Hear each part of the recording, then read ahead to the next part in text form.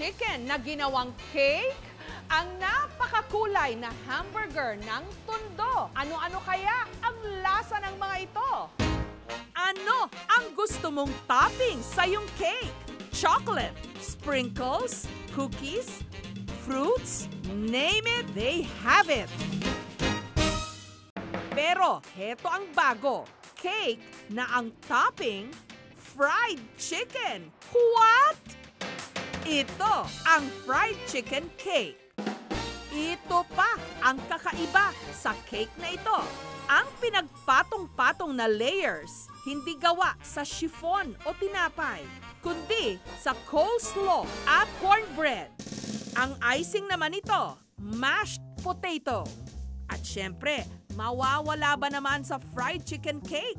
Ang gravy. Grabe!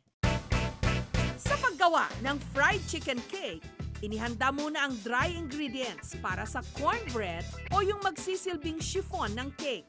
Flour, cornmeal, baking powder, asin at asukal. Sinala isa-isa. Tapos baking powder. Pinaghalo-halo.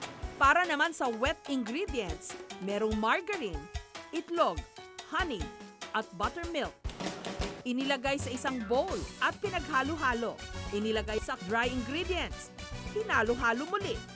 Nung nakuha na ang tamang texture, Ngayon, ibebake na natin yung cornbread natin. inilagay sa oven hanggang umalsa. Para naman sa coleslaw, pinaghalo-halo ang mayonnaise, asukal, lemon juice, buttermilk, gatas, purple cabbage, green cabbage, at carrots. Ngayong handa na yung mga components ng fried chicken cake, simulan na natin siyang i-assemble. Ginawa ng 4 na layers ng cornbread at coleslaw. Pinahira ng mashed potato. Nilagyan ng chopped chicken ang gilid. At sa ibabaw, isang buong drumstick. Kakaiba! Pero ano naman kaya ang lasa? Tama lang yung combination niya. Medyo malat-alat na manamis-namis. Hindi siya nakakaumay.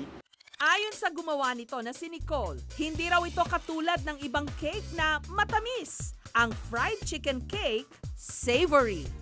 Hindi rin daw talaga ito dessert o panghimagas, kundi isang full course meal. Parang complete meal siya na hindi mo din aasahan talaga na savory siya eh. Parang itsura, parang matamis yung loob. Parang corn muffin or cornbread. Parang may konting tamis ng coleslaw. Tapos yun may mashed potato.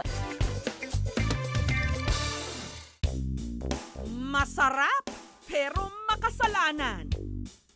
Ito ang crispy pata. Masarap na nga. Ini-level up pa sa restaurant na ito sa Mandaluyong. Ang kanilang crispy pata, kapag hiniwa, merong bubungad na embutido. Naiintriga ba kayo sa lasa ng crispy pata stuffed with embutido? Mission daw talaga ng restaurant na ito na palaganapin ang lutong Pilipino. Kaya naisipan ni Chef Obet na ang nakasanayan ng crispy pata, lagyan ng bagong twist. Embutido and crispy pata is parehong classic Filipino food. Nagtatry kami na pwede namin ilabas na pagkain dito. Sabi ko, baka pwedeng ipasok natin sa loob ng crispy pata yung embutido. Lumabas naman na maganda. Una munang ginawa ang embutido. Pinaghalo-halo ang giniling, pickles, sibuyas, meatloaf, raisins, carrots, tinapay, itlog, asin at paminta.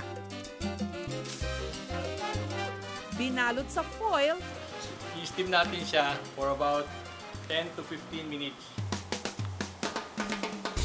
pagkatapos ng 10 minuto, inilagay sa loob ng boneless na crispy pata. Tinalian, pinakuluan sa tubig na may iba't ibang mga sangkap. Makalipas ang 30 minuto, hinango at saka iprinito. Mukhang masarap. Basta ba, wag lang masosobrahan. Masarap. crispy siya, tsaka malalasahan na yung embutido sa loob. The best. Sa mga mahihilig naman dyan sa maalat, malamang pasado sa inyong panlasa ang pork pinagoongan. Pero nai-imagine nyo na ba ang lasa nito kapag nilagyan ng tsokolate? Ito ang pinaghalong tamis at alat na hatid ni Chef Anton, ang kanyang chocolate pork binagoongan. Isa sa mga paboritong lutuin ni Chef Anton, ang binagoongan. Yun nga lang, masyado raw itong maalat para sa kanya. Kaya ang nakita niyang solusyon, lagyan ito ng tableya o tsokolate. Kasi medyo naaalatan ako sa mga ibang bagoong natin. So I decided to parang maglagay ng panibagong flavor profile by adding a little bit sweetness into it. Pero hindi siya sobrang tamis, babalanse lang siya doon sa kaalatan ng bagoong. Iprinito ang liempo. Iginisa ang bawang, sibuyas, kamatis at talong. Ito na ang pampasarap dito sa ating dish na ito, chocolate bagoong. Inilagay ang pre-made choco bagoong sauce. Bagoong na may tsokolate.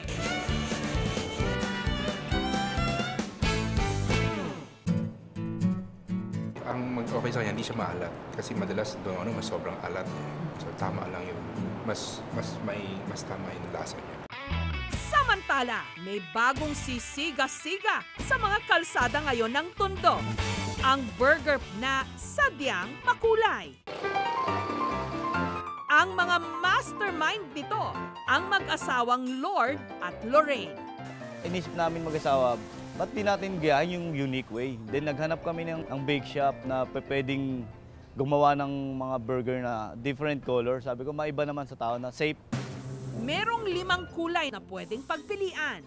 Para sa mga kikay, Lord's Burger ang bagay. Served in pink. Ang June's Wazabangs naman talaga raw makakawasak ng panga. Served in green. Habang ang Black Mamba, Japanese-inspired daw. Isa sa kanilang bestsellers, ang Kelly's Bacon. Paghahanda nito, prinito ang bacon. Ininit ang mushroom. Sunod na inihulma ang burger patty. Binudbura ng asin at paminta at inilagay sa mainit na kawali. Pagkatapos, pwede nang lagyan ng keso, bacon, mushroom, cheese sauce.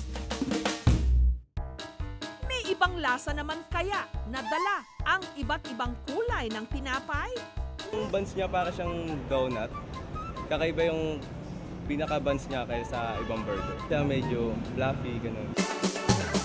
Ang pagluluto ay isa ring sining o art. Dito ibinubuhos ng mga naghahanda ang kanilang pagiging malikhain. Maganda tignan. Sana masarap ding kainin. To taste is to believe.